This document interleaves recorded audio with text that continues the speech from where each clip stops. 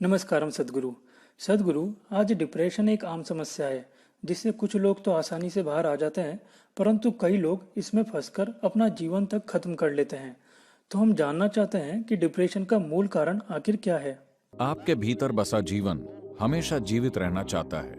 वो हमेशा सबसे ऊंचे शिखर को छूने के लिए तरसता है। जीवन हमेशा उल्लास और उत्साह से भरा होता है। आप मानसिक तौर पर ही डिप्रेशन की चपेट में आते हैं। आप अपने मन के तार्किक आयाम में उलझ गए हैं। आपकी समझ एक बात कहती है, लेकिन तर्क भरी सोच कुछ और ही कहती है। आपके रोजमर्रा के जीवन का दोहराव से भरा स्वभाव भी डिप्रेशन का कारण हो सकता है। मैं चाहता हूं कि आप ये बात समझें। बहुत ज्यादा तर्क वाले क्षण आत्महत्या के क्षण होते हैं। डिप्रेशन का मतलब है कि आप किश्तों में आत्महत्या कर रहे हैं। अगर आप अपने जीवन में तर्क को बहुत ज्यादा जगह देंगे तो आपकी जीवंतता घटती चली जाएगी। आपको जीवन के भौतिक पहलुओं के लिए ही तर्क को लागू करना चाहिए। अगर आपने जीवन पर ही तर्क को लागू किया तो आप डिप्रेशन के शिकार हो जाएंगे।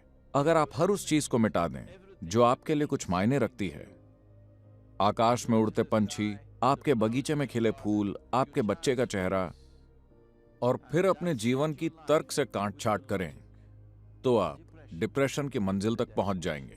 अब जीवन में नई जान फूंकने का समय आ गया है। आपके जीवन में सबसे मूल्यवान चीज खुद जीवन है।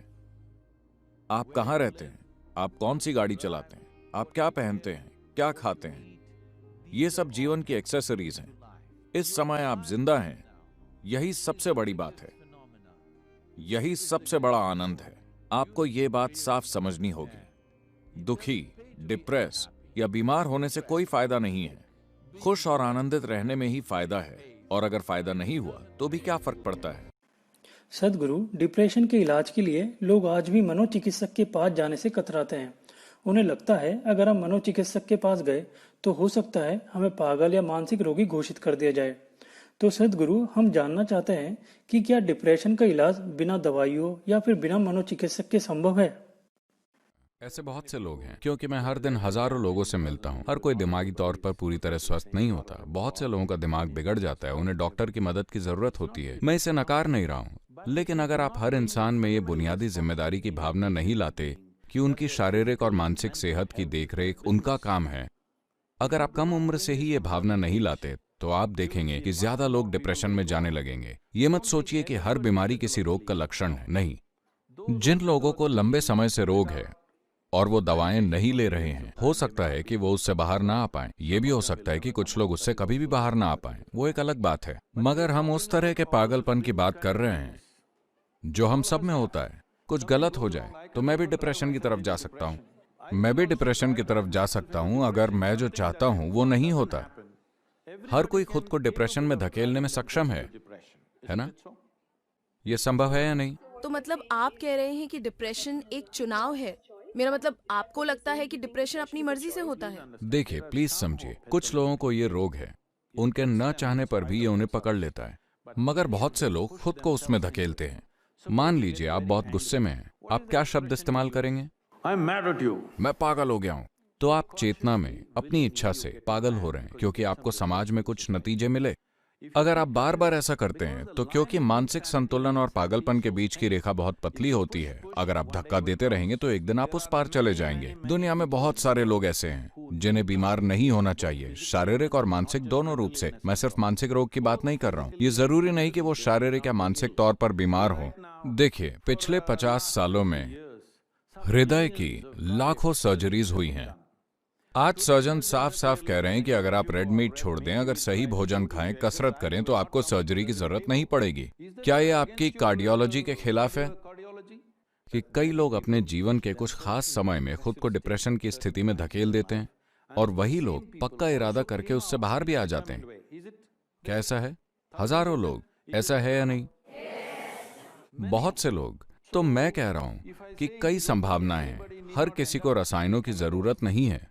हो सकता है कि ये किसी खास पेशे के खिलाफ हो, मगर हम मानवता की बात कर रहे हैं। धन्यवाद सदगुरु। हालांकि मुझे नहीं लगता कि अंजलि इस जवाब से पूरी तरह सहमत है।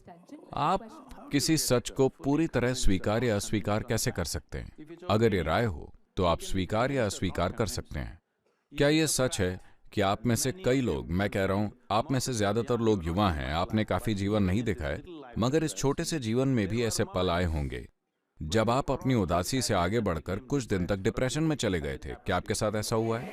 और आप में से अधिकांश लोग बिना किसी की मदद के, या शायद किसी दोस्त या किसी व्यक्ति जिसने आपको थोड़ा समझाया हो, उसकी मदद से उससे बाहर आए हैं। क्या ऐसा हुआ है? These are facts, these are not opinions. ये सच है, ये राय नहीं है।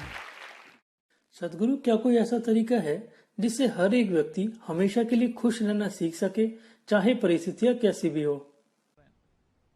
जीवन में बस इतना कीजिए। देखिए, ये परेशानियां इसीलिए हैं क्योंकि हम आने वाले कल में खुशियां तलाशते हैं, समझे? आपकी उम्मीदें आपको बुरी तरह जकड़े रहती हैं क्योंकि आप खुशियां कल में तलाशते हैं, कभी आज में नहीं। अगर ये और ऐसा हो जाए तभी मैं खुश रहूंगा। अब आपको ज्यादा दुख झेलना पड़ता है क्योंकि ये और ऐसा हर दिन आपसे और दूर होता जाता है। अगर ये पास ना आकर दूर चला जाए तो आप और दुखी होते हैं और उम्मीद की ताकत और मजबूत होते चले जाती है। मान लीजिए अभी आप एकदम आनंद में हैं, पर आप चाहते हैं ऐसा हो जाए। आप इसके पीछे गए, पर कल वो करीब आने की बजाय और दूर हो गया, तो वो कोई खास दुख नहीं देगा। इसका आपको बिल्कुल दुख नहीं होगा क्योंकि आप खुश हैं।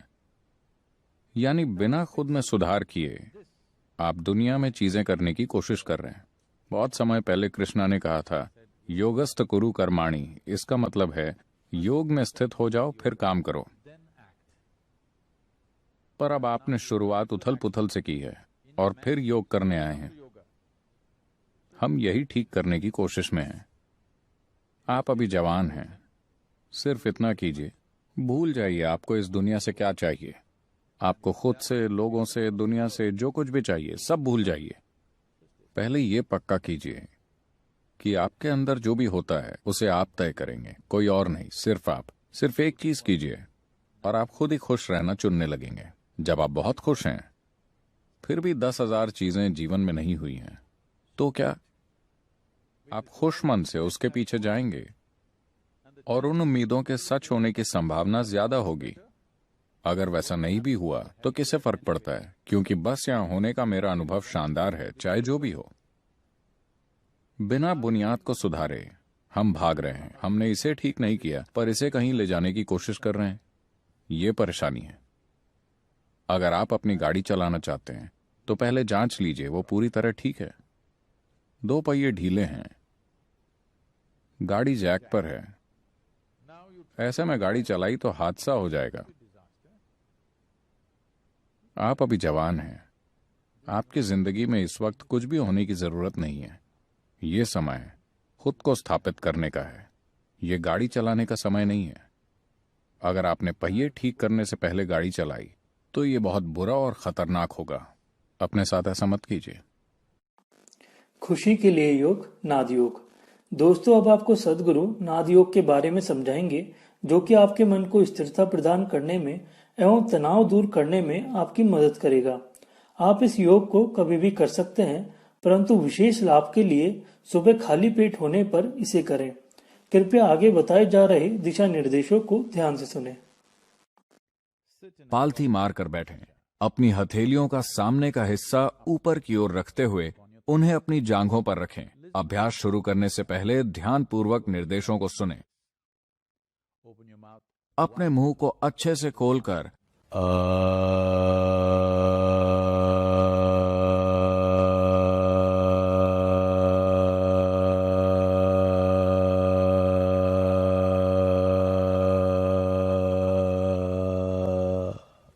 ध्वनि का उच्चारण करें। ध्वनि में पूरी तरह सांस छोड़ें। हम इसे 7 बार करेंगे।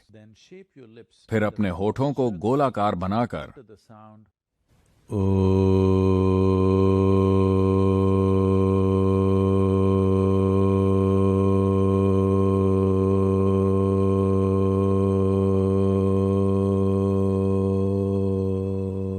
ध्वनि का उच्चारण करें। इस ध्वनि में पूरी तरह सांस छोड़ें। इसे भी हम 7 बार करेंगे। फिर अपने मुंह को बंद करते हुए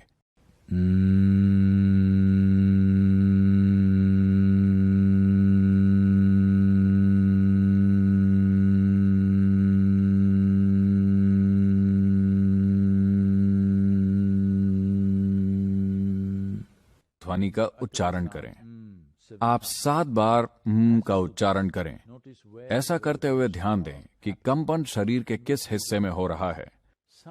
आ ध्वनि आपके नाभि के पास, ओ ध्वनि पसलियों के मिलने के बिंदु पर और ध्वनि आपके गले के गड्ढे के आसपास कंपन उत्पन्न करती है।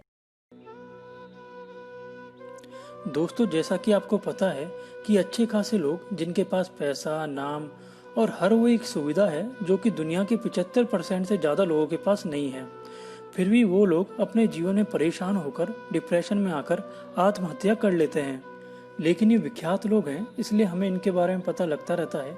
लेकिन हर दिन ऐसे भी कई हजारों लोग विश्व भर में आत्महत्या करते हैं डिप्रेशन की वजह से, जिनका हमने कभी ना तो नाम सुना होगा और ना ही किसी न्यूज़ चैनल ने उन्हें कवरेज दी होगी।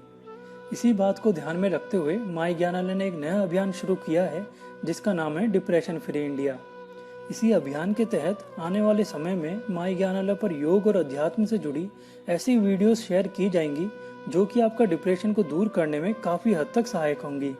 इसी के साथ अगर आप में से कोई ऐसा व्यक्ति हो जो कि डिप्रेशन या तनाव जैसी समस्याओं से गुजर रहा हो और अपना कोई प्रश्न हमसे पूछना चाहता हो, तो वह हमारी ईमेल आईडी, इंस्टाग्राम पेज या फिर फेसबुक पेज पर अपना सवाल हमें भेज सकता है। हमारी कोशिश रहेगी आगे आने वाली वीडियोस में आपके सवाल को शामिल करने की। हमारे इन सभी सोशल मीडिया अकाउंट्स के लिंक्स नीचे डिस्क्रिप्शन में दे दी गई हैं, जहां पर क्लिक करके आप इन्हें लाइक या फॉलो करें, जिससे आप हमेशा माई ज्ञानालय टीम से जुड़े रहेंगे। दोस्तों, अगर आप भी हमारे इस अभियान में हमारे साथ आना चाहते हैं तो इस वीडियो को अपने व्हाट्सएप, फेसबुक या फिर जितने भी सोशल मीडिया प्लेटफॉर्म पर आप शेयर कर सकते हो, जरूर शेयर करें। अगर आप आगे ऐसी और भी वीडियोस देखना चाहते हैं तो हमारे इस चैनल को सब्सक्राइब करना ना भूलें। धन्यवाद। स्वस्थ रहें, खुश रहें।